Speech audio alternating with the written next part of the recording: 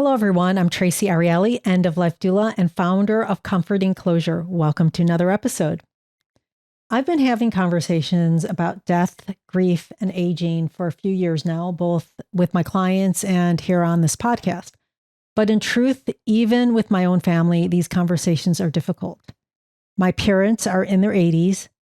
They do not want to talk about death. They don't have an advance directive. They've never even listened to a single one of my episodes, and I've over 100 of them now. And when I try to bring up planning or anything else around dying, they refuse to engage in conversation. That's a reality for so many of us.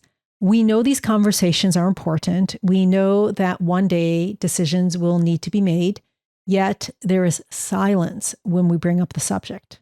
And that's why I'm so excited for today's guest, Andee Kinzy. She's the creator of Kicking the Bucket, an audio fiction podcast that uses story and humor to break through the silence. Her characters stumble through questions of autonomy, medical aid in dying, and family communication, the very things so many of us struggle to talk about in real life. And what's remarkable is how her podcast has become a springboard for listening clubs, community discussions, and families finally opening up about these subjects.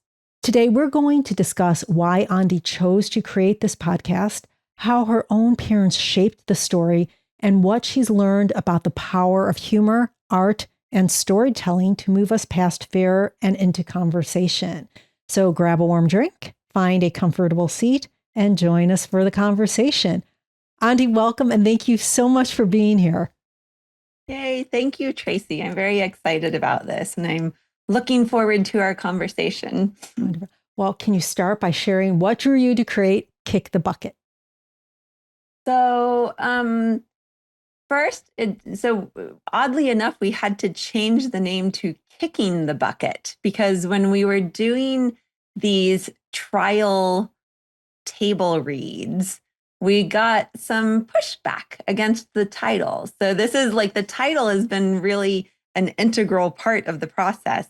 And part of the pushback was that Kick the Bucket is so final. And so somebody had suggested Kicking the Bucket because it makes it feel like it's more active and you're in the process of it. So I joke that I wrote Kicking the Bucket because I too could not have that end of life conversation with my parents.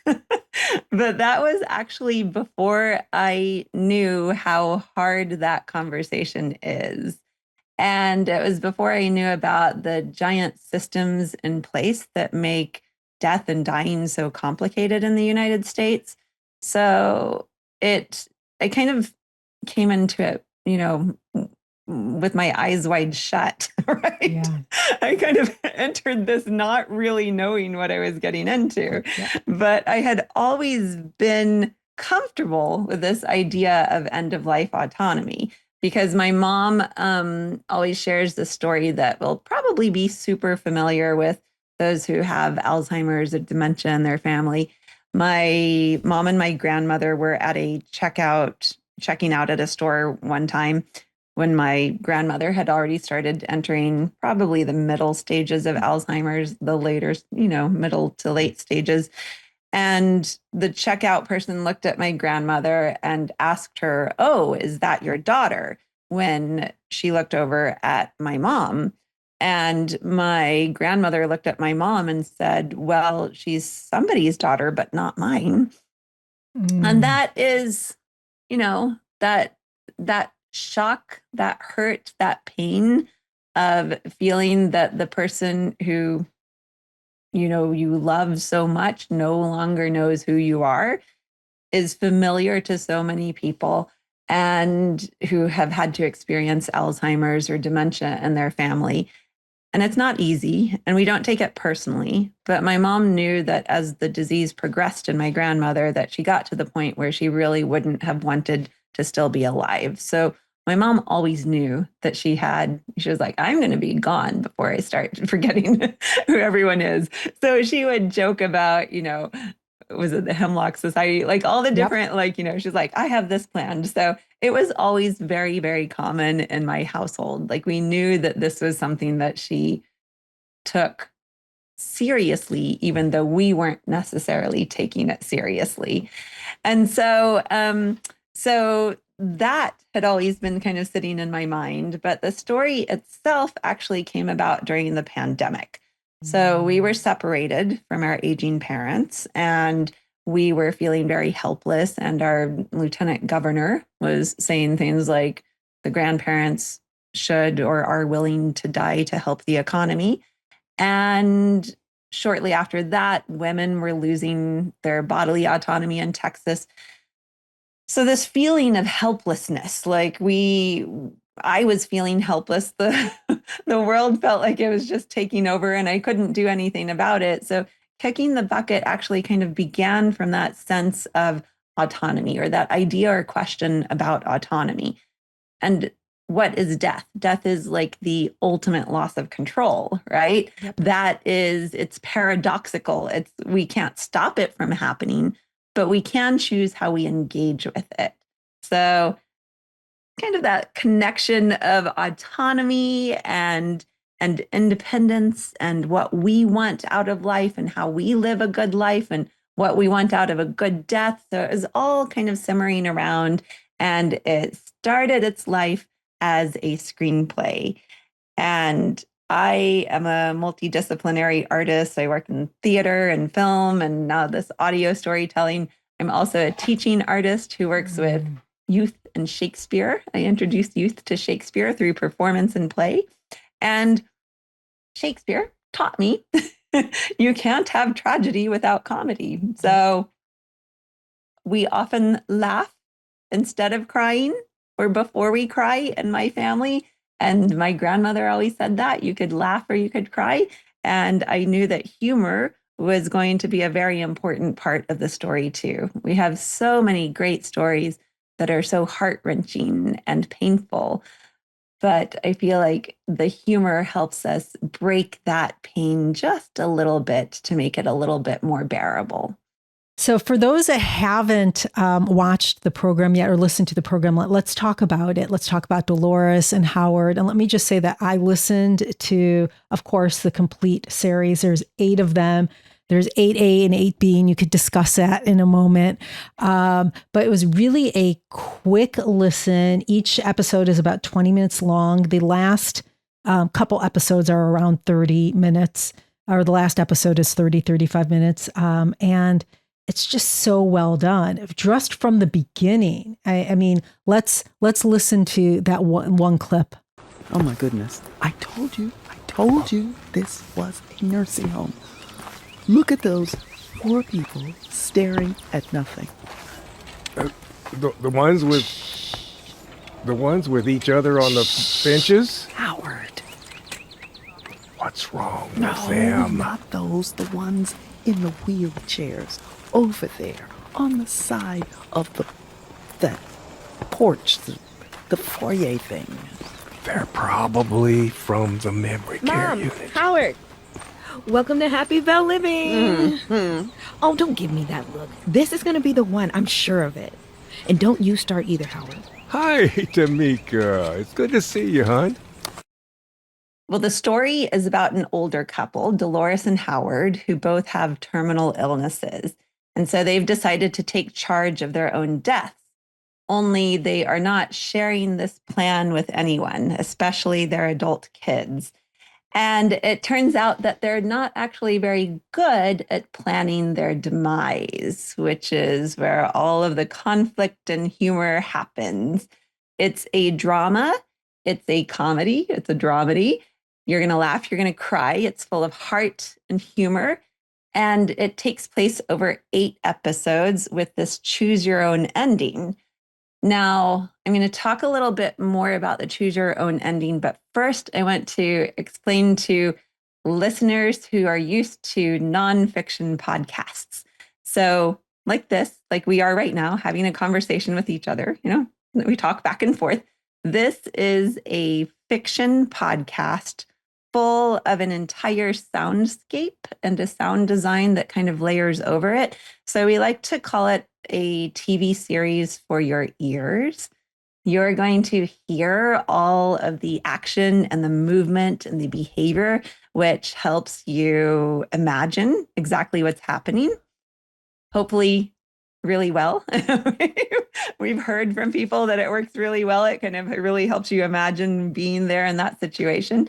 And so it's different. It's different. It's kind of like an old-fashioned radio play, but with our, newer modern, like entire soundscapes that we have access to make it even more real for everybody who's listening. And then the choose your own ending. This is why it's kind of beautiful as a podcast as opposed to an audio drama or an audio book, is we have this option at the end for the listeners to decide which path they want Dolores and Howard to take. They both start out the very same way, but then it diverges. And the reason this came about is because during our table reads and working with people and getting responses and reactions, we literally were like half and half, 50-50, said, we want Dolores and Howard to do this. And then the other half said, no, we want them to do this. And so rather than saying this is the ending and this is the way it is, the producers and I decided, well, let's have more than one ending. They actually wanted more like 3 endings, but I was like, no. Just 2 endings is good enough. But 2 endings kind of show that, there's no one right way, right? There's no one right way to live. There's no one right way to die. It's also completely individual for all of us. So it's kind of beautiful how in the process this came about. It wasn't something I had imagined before, but now I really love both of the endings. Like when you ask me to pick one, I can't decide because they both speak to a different part of me in a different way. Either ending, quite honestly, was emotional for me. I mean, I listened to them both. What I also found really extraordinary is at the beginning, how they, I know Dolores has Alzheimer's or dementia, and he has cancer. Howard has cancer, and it is really extraordinary, their conversation that they're having, because she's ready to go with him. And I think that with people who have dementia, and I've done many podcasts on this, it is and who are looking at medical aid in dying, or called, it's MAID for short, which is legal in 11 states and District of Columbia, so 12 jurisdictions right now, not Texas, that they have this, people who have dementia, they have to make a decision. And if you've dementia in our country, any type of dementia, you won't be able to do medical aid in dying. So they actually, during their conversations throughout, first of all, he doesn't want her, Howard doesn't want Dolores to die. And she keeps on, she's like, I'm going with you. This is a quality of life. Basically, she's saying it's a quality of life issue. And which is extraordinary because those aren't the conversations we usually have. We always have quantity of life. But what's really interesting is at one point they mention how they can't afford to travel to Switzerland. Mm-hmm. And for those people that don't know, Switzerland is a country that allows you to do medical aid in dying regardless of a time frame. You just need to be able to be cognizant and say, I have a life-threatening illness and I want to do this. Whereas in the United States, you have to be within 6 months of the doctors think you need to be, or that you're going to die within 6 months, which of course, when you've dementia, you're at a point where you can't make decisions when you go into that. So I found it that just those little details that you put in that are so true from being in my field, I caught, I'm like, yes, that is truth right there. Yes, I see clients going through this. Yes, it was really interesting to me. I'm so glad I aimed for that truth because it was experiences that we had with my family. And it was also, my father worked in nursing homes and he worked in these communities. So I could always go to him and say, what is this like? How did that work? And then also just, I think it's so human. Like when you just sit there and start to think about all of these issues and like, what are the possibilities, the challenges, all of that has to become part of the story because it is part of our reality. Yep. Yeah. Yeah. I probably had more wonderful things to say about it, but Well, they're gone now. Yeah. I was like, yeah. You've said that fiction and humor can make it easier for people to judge character, and it can make it easier to judge characters versus real people. And I know last time we spoke, you said that also. How have you seen that play out in your listening clubs? And first of all, can you tell our listeners about those listening clubs? Because I'd love to. Really neat. So those were also, I do things that are super collaborative and very community based, and often deal with really messy topics. And we were lucky enough to be awarded a grant from the city of Austin. So one of their Elevate grants. And city of Austin uses its hotel taxes to support artists in the city. And we got this grant, and part of the requirements for it is to have a public facing event. So we're thinking, podcast, fiction podcast, can't like have a live recording, like all these things. What could happen for a public facing event? And so I came up with this idea of these listening clubs to make it more of a communal event, a communal experience. So we piloted this here in Austin and over the summer, where each week the attendees, we partnered with the library, Austin Public Library, and each week the attendees came and we listened to one episode, the next episode, and then we had a conversation afterwards that was guided by expert facilitators. So we gathered incredible people within our community who work in the end-of-life community. We had end-of-life doulas, we had social workers, we had Alzheimer's experts. Like we had a huge group of people who stepped forward to say, yes, we want to talk about death and dying and all of these issues. And so we'd listen to the episode and then we'd start talking about it. And it was a really beautiful thing because the characters, we'd start the conversation with, how do you feel about what Dolores and Howard just chose to do? Or, what did you think when they did this? And it gives you a not a barrier, it gives you a veneer, a facade to explore these thoughts and these feelings in a way that you don't have to own them in the same way. And these are huge. Like this is life and death. Our brains, and people I've been talking to, our brains are hardwired not to think about our own mortality. So we're already like having to like battle that when we think about our own mortality. So when we have these characters who are thinking about their mortality, as with any story, you get to try on that character's life.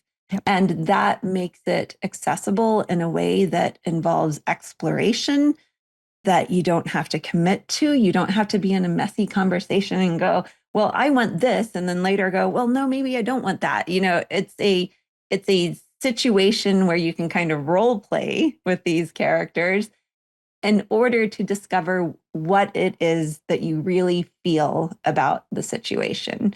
So it worked out so well. Like we did have many people, we did it at different libraries. So we had a lot of people who came to all the different libraries. And it kind of created a community because all of a sudden we were in this space where we could bond over this, bond over the characters, bond over, what we were grappling with.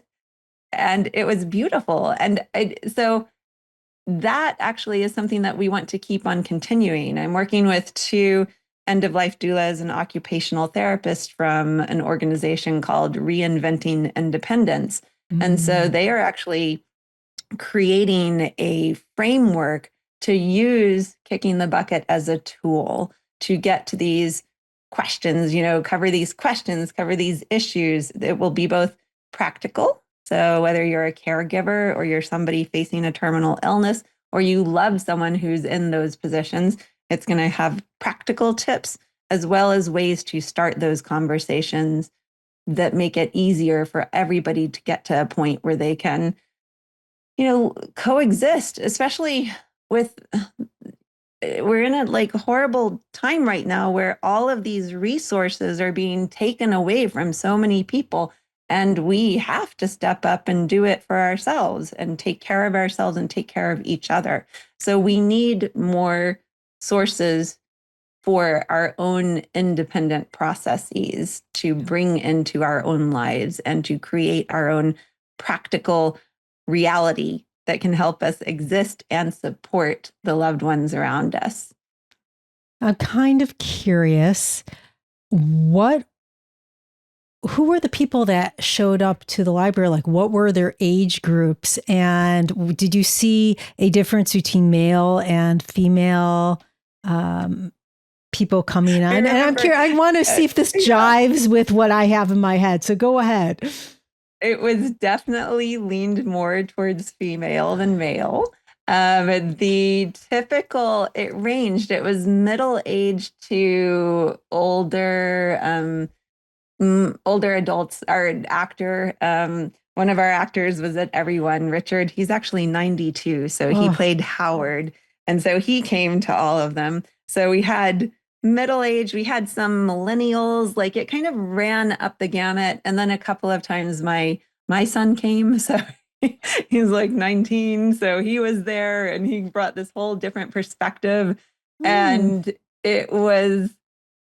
it's kind of this story that can be appropriate for all ages. Yes. It's a story that might be hard. We put the warning in it. We put the warning in the description, and we warn people when they're listening to it, the intro, that it contains, sensitive topics like Alzheimer's and death and cancer. So if you are in the middle of that, this is probably not the story for you. But if you are, it might be part of your life. It might be part of your future. It might have happened. Then it's easier to kind of jump in and experience the story and go with the flow.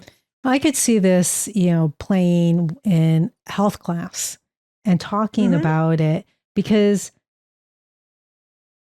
we grew up in a time where you really didn't talk about death, right? And so now we're in our 50s. Many of my peers are in their 50s, and they have parents who are in their 80s or above that refuse to talk about death. I'm not abnormal at all.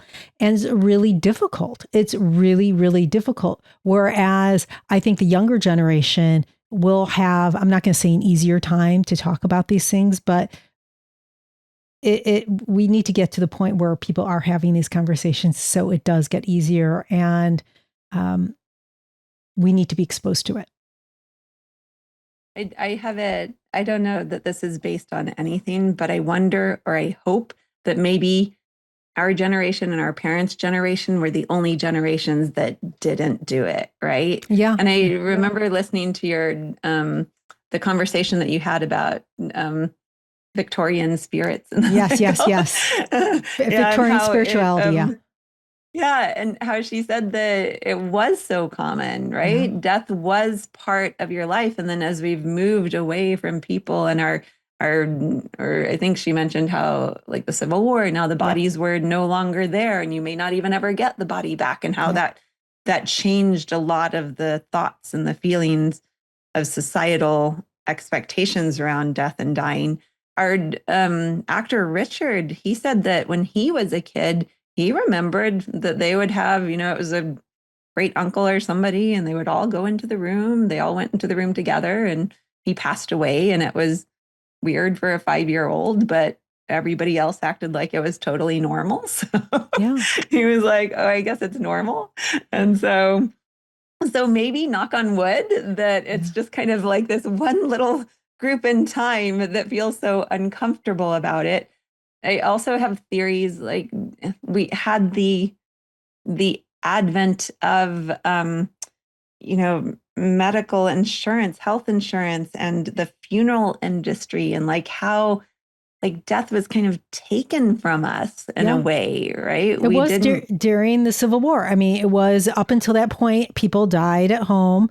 And it was because of the Civil War, where bodies were not at home, that the funeral industry came into being. And it was taken away from us. And you're completely right. I mean, it is really our generations. My father said something really interesting to me also. I think that you're right on with insurance and health insurance and medicine advancing. My father really believed that he was not going to die.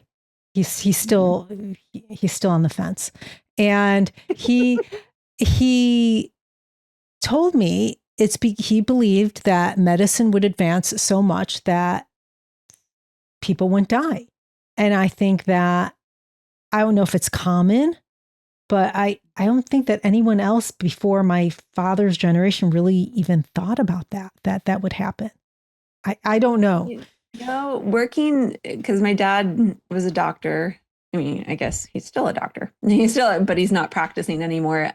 And he watched that change take place. So as soon as there was the possibility that the medical industry could not only do these things, but it could be covered by, like this, they could pay for it. Then all of a sudden there was like a shift in, well, instead of allowing a natural death, we want to do everything we can to keep the people alive. And that is the medical, what do you call it? The medical phrase that they have to say. Yeah.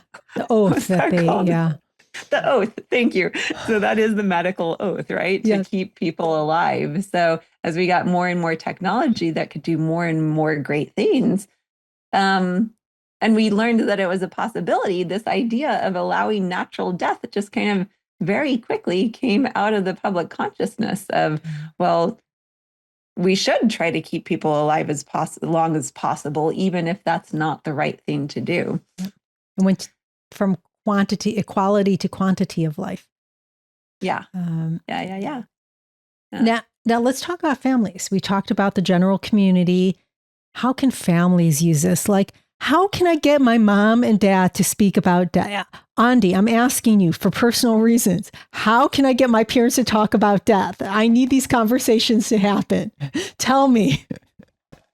I would say, write a podcast and make your parents come to the listening clubs, but you said you have all these episodes and they still won't listen to it. And my mom apologizes. She's like, I'm really sorry. I've never listened to any. It's just too close to me. Like, she apologizes. It's really cute. But I wish I had the magic answer. I would say, listen to, the podcast. Actually, End Well just put out a report.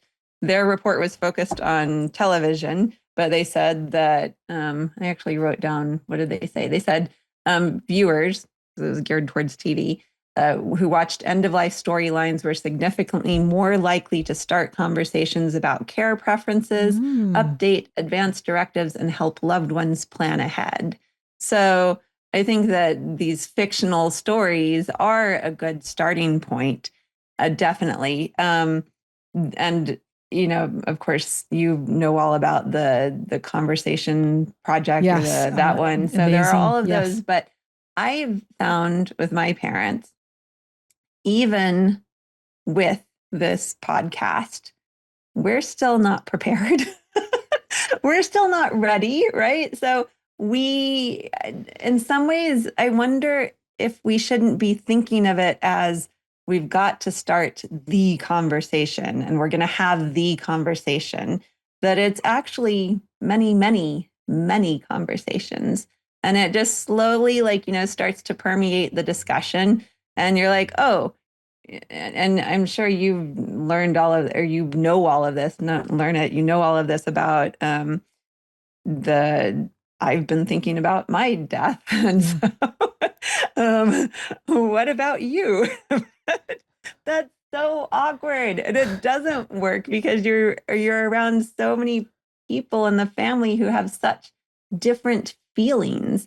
And that makes it really hard. And so, yeah, I don't have a right answer. My conversation, I want to have the right answer, but I don't have it. And so I can say, yes, listen to the podcast. Maybe that will help you be able to spark the conversation with your parents. I could say, you know, what works for me and my situation with my parents didn't actually work for the siblings, right? Yeah. So perhaps my parents and I are more open with this conversation now, but it doesn't mean that we've brought everybody else in the family on board. And perhaps the reason nobody's finding the key to unlock this is because there is no perfect way to do it. It's messy, it's uncomfortable, it's going to be painful, it's going to suck. Like, we're not going to like it. Yeah. I tell but people, we got to do it. Right? I tell people I hate talking. Like, I love doing this podcast. I enjoy, I'm not going to say I enjoy talking about death, but let me tell you, I hate talking about my own death. Hate it. And I hate these I don't like having conversations about what I want, but it's reality. And I'd rather be prepared and have the end of life quality that I want versus suffer, and there's no way around it. You're not getting out of here alive. So 100% guaranteed. Yeah. So I'm that in taxes for some of us. Yeah. Exactly. How did creating this podcast change the way that you thought about your own life and end of life? I'm curious. Yeah. So my dad said something really important to me. He's like, well, you may think that now, but wait until you get to this age. I think going into it, I was like, oh, I know that I wouldn't want to live with that kind of stuff or, like that kind of thing in my life. And my husband is actually the take me out into the woods. He's the source of the take me out into the woods. And so we kind of have talked about our own mortality. I think I'm unlike your dad, and perhaps that was like the golden years where I know we're hearing a lot of stuff about, aging is the new whatever this. And I think that we can age well, but I also don't expect to age forever. So I've been able to slowly but surely address my own mortality. I am way more comfortable with my own mortality. It's the people around me who I'm worried about. So the being left behind, being left alone, that scares me more than me actually dying. Because I love people so much. Andee, that's okay. I'm the youngest in my family, and my husband is a couple years older, so I know I'll be the last one. You and we can move out to like some crazy area, and we'll be fine. Not Texas, because you come out here to California, you'll love it. Yeah. Yes. That's where we do. I've already got my sister there, so I might as well. Exactly. So I remember when you just said that when you have two different endings, and you have two different endings because there was like a 50%. How passionate were people about those 50, like wanting the endings? Was it really divisive? I mean, did they know what they wanted? They knew. They knew exactly, like, this is where I would want it to go. Yep. And this is where I would want it to go. So it was, everyone was like, yeah, this is it. But then a lot of people do end up listening to both. Like, they don't just stick with the one ending. They're like, oh, what would have happened if they did this? So I think there's probably a different experience when you're listening to it by yourself. And that's one of the reasons I really love this new medium. I feel like theater has its one way of kind of interacting with the audience. Film has another way of interacting with the audience. And this audio storytelling is very different because it's so intimate. It's not better, it's different. And I think that the audience becomes part of that collaborative process. And so if you're listening to it in your ears and you're feeling it like right there, just you and that story, and you're feeling like you're the characters, you might feel more into Dolores and Howard and what they want and how they might want to go. And you might want to follow that path. If you're listening to it in a group, like with a lot of other people, and it's not quite as intimate, and you're having these conversations about how people need to communicate and why aren't they communicating, you might go, well, they need to go in this direction because you've been writing the story, the journey that way. So I think it just depends on every individual and what they're or who they're connecting with in the story that pushes them in the direction they want it to end. And I think that perhaps, no, I don't want to say that. I was going to say maybe that age had affected it, but it doesn't actually. It's like it's the person. They feel very strongly. And then if they listen to both, then they're like, oh, well, I didn't think about it that way. Yeah. But since you got the ending you wanted, then it makes the other ending okay to listen to because you're like, oh, okay, well, that's an interesting idea. And I can see that perspective too. You talked about the communication and, hey, they just need to communicate. What that whole kind of theme of, hey, needing to communicate with their children, and it is so common. It is almost every single family I work with that lack of communication happens. It is amazing. It really, that is the norm. Mm-hmm. Yeah. What has surprised you most about how audience have responded to kicking the bucket? Has there any been like, wow, I didn't expect that? I think that people are hesitant. Like it's not a story that you're going to search for. And they said that when I made a drama, like I picked a very niche thing to do. Dramas don't really exist in fiction storytelling or audio podcasts. Dramas do exist in fiction storytelling, but drama genre does not really exist in fiction podcasts.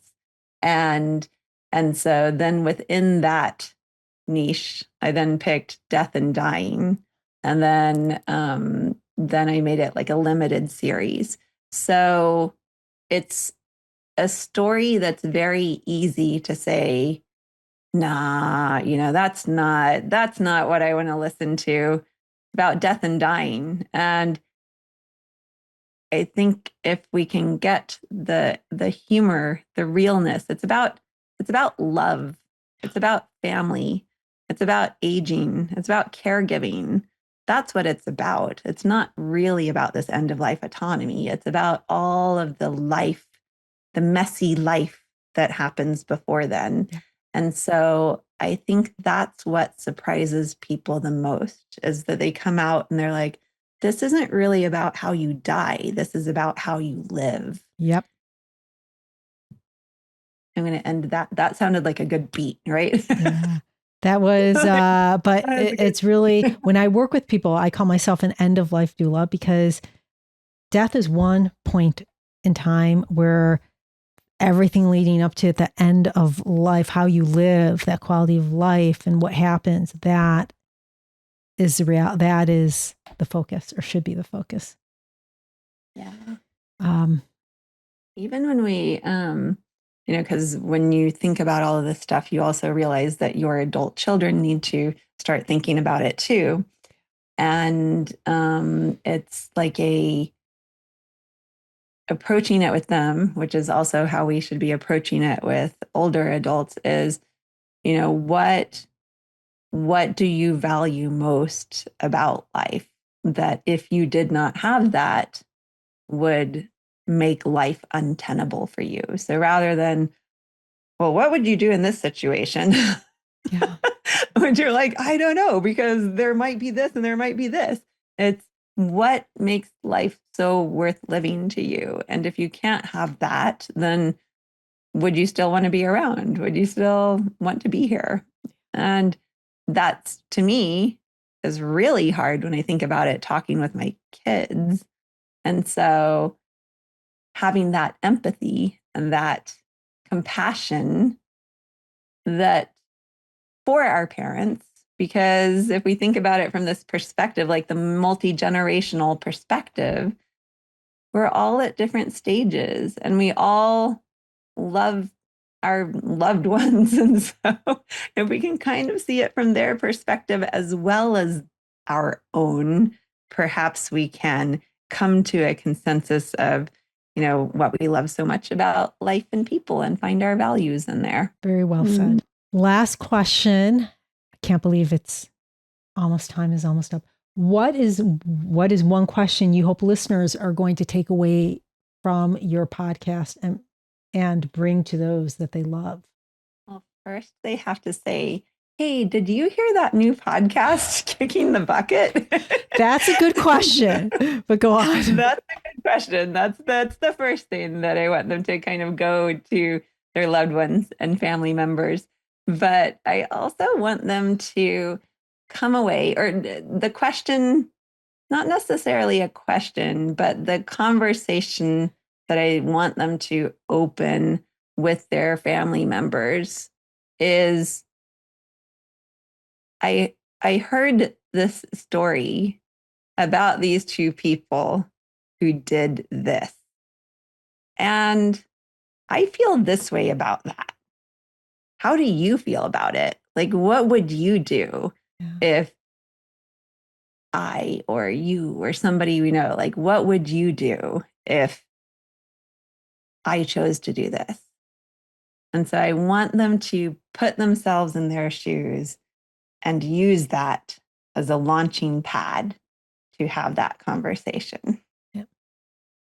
Well, I want to thank you so much for being on the show and for creating Kicking the Bucket and the characters. I love Dolores. She has chutzpah. I mean, I love her.